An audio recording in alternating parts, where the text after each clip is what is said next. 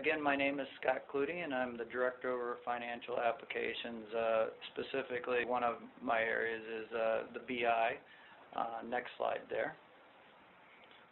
Let me kind of give you a little bit about our timeline and our journey that we've had with implementing Oracle EBS as well as OBIEE in our U.S. environment. We started out on this journey by first implementing the subledgers.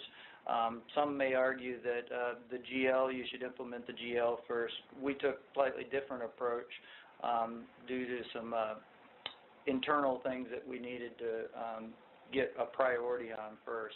So we implemented projects in 2007. We implemented fixed assets and I-procurement in 2008. 2009 we did accounts payable, and at that time that's when we brought in the OBIEE analytics that we acquired from Oracle there. And the focus on the analytics at that time were the projects, accounts payable. And so those were the ones that we had already had the core EBS systems in place. Later on in 2010, we kind of ripped off the Band-Aid and finished off the remaining portions of EBS, which was the general ledger, accounts receivable, I-expense, and I-receivables there. At the same time of going live with those additional ledgers, we also implemented OBIEE and the analytics for those in I-expense, general ledger, fixed assets, and I-procurement.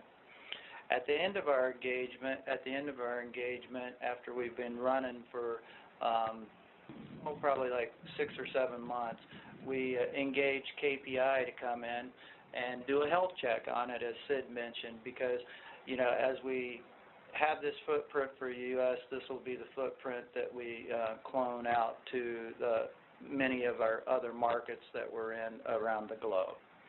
And so they were able to help us identify areas to take our application and to look at and get it back in line with what Oracle best practices were.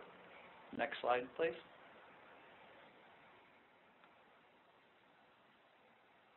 Bear with me, Scott. I'm going to be having some... No problem. There we go. So when we started on the journey with the BI analytics, we were asking our question, do we buy versus build? Because that's always the main question. And as Sid mentioned, as well as Tobin mentioned, is that we came down to the buy conclusion, because we did see a faster time to value. We do believe our total cost of ownership will be lower versus build, and we see that it is more scalable. When we implemented our pre-builts, after running them for a certain period of time, we found that generally it got us about 70% of the way there, which is a significant portion if you think about it, versus starting from scratch. And the areas that we needed to bring in were some of the customized stuff that we did with our defined flex fields that were coming over that you typically wouldn't bring over. And we also implemented a custom fixed asset subject area because the analytics weren't available for that subject area. So it got us about 70% of the way there, which was a huge jump, start for us. Next slide, please. Our footprint is, our source is EBS R12. We converted 26 months of GL data to bring in. Our BI apps footprints were on 7962. We have the financial analytics, GL, AP, and AR. We have the project analytics. We have the procurement and spend analytics. And as I said before, we created a custom fixed asset analytics to go along with the fixed asset in EBS. Next slide. Thank you.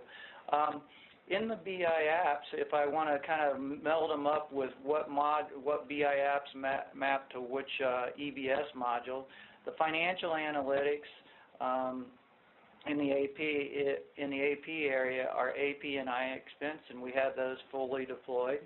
We have the financial analytics in the AR, which maps to the AR and I receivables. We not deployed that in BI. We have the STAR build out, but we haven't deployed any analytics in that area. In the financial analytics for the GL, obviously it's the GL, and McDonald's has taken the approach of a thin ledger, meaning all of the details resides in our sub-ledger. Everything's booked in summary to our GL. We've implemented the project analytics. Obviously, that's related to the project model, and that's deployed. And we have the procurement and spend analytics. So your I expense, your I procurement, your I supplier, those have been deployed as well. Next slide, please. So give you a broad base of our community that we service out of that is, I won't go through each one of them, but our major groups across the top in the green boxes is our corporate controller group, and then each one of our markets have, we'll call them a local market controller group. We have a global shared services, which is a heavy user. We have restaurant development in our business, purchasing, and internal audit kind of watches us on all of those, and then we have our corporate tax group. The enhancements that we made to the analytics in the GL, we needed for our financial statements, our FSGs, we needed to give that a very robust, where we could have as many FSGs as we needed to support the business. So out of the box, there was a certain methodology for the FSGs, but we needed to extend that so that we could have a limitless number of FSGs, and it was dynamic. In AP, on the analytics, we extended the analytics to include hold statuses. There's reporting out of the core that has hold statuses, but we also wanted to see that over in our BI. In I expense, we extended it to get, not just at the I expense data, but to actually get at corporate card transaction information as it's coming in, so that we could do analytics on, okay, what supplier are we spending the majority of information with, so that our travel services group, which is part of global shared services, can better negotiate contracts, know who's booking and who's not booking on our corporate policy. For projects, we implemented committed costs, and initially when we started out with BI, there was an upgrade that we went to on 7962, and so that actually got included in that upgrade. And then we also have we have a cost allocation logic. So we have a logic between what the corporation pays and what our franchisees pay. Next slide. Implementing EBS and BI, there's inherent difficulty in doing that. But in the end, I don't think there's really an option, because it's difficult, but our users aren't going to wait for that information. The other thing that BI, well, it's tough. We actually use BI to validate our conversion data, and then we also use BI to expose any data quality issues when we were going live in EBS. And so this made for a higher quality of implementation across the board, because we were able to expose data quality issues. An example would be is in Oracle, they might allow you to assign 2 report lines to the same in the same financial statement, and so in BI, when that came across, we would have a unique constraint that would not allow that. And so we were able to point out those abnormalities that led to, a higher quality of data. Next slide, please. Other project challenges is, I think I would echo back to, Sid's slide there, is you don't want to just take what you're currently doing as far as reporting at Excel spreadsheets or current operational reporting, and you don't want to just convert those. You really want to think through, and it's a different mindset.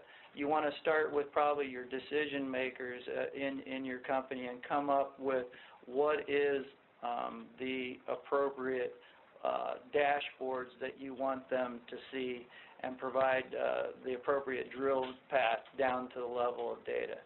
So with that, data security is extremely important to have thought out up front. And then the next level is proper use of dashboards versus answers. We want to create dashboards that are informative, not dashboards that are data extraction dashboards. That's what the role of answers is. And as I was saying, replicated in existing reports versus analytical. You want to stay, more towards the analytical and provide a drill path down through. We had challenges with language translation, especially in the Webcat portion of the BI. Oracle has a nice seated function, just like on the core, on the EBS side, but in the Webcat, that was a bit of a challenge for us when we needed to present this in multiple languages.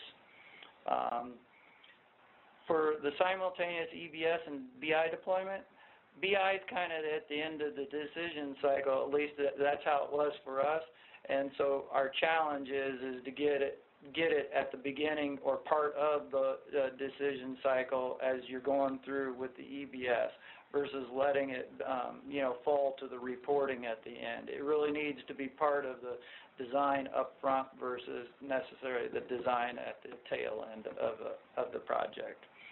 And then the other thing, just with our many number of environments that we were in, it was challenging for us to maintain all those different clones of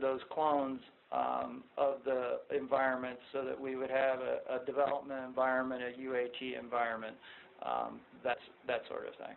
Next slide, please. The project benefits that we came out of is a single source of truth for reporting. If you're like, if other companies are like McDonald's, you have a lot of data warehouses, a lot of data floating around, and this, help pull it together for the single source of truth. The tool itself is very easy to use, very intuitive. The OBIE tool, the answers portion, as well as the dashboards. We felt that it's scalable, and it's going to lower our overall total cost of ownership as we roll this out, across the globe for us. And that's all I have. All right. Well, thank you very much, Scott.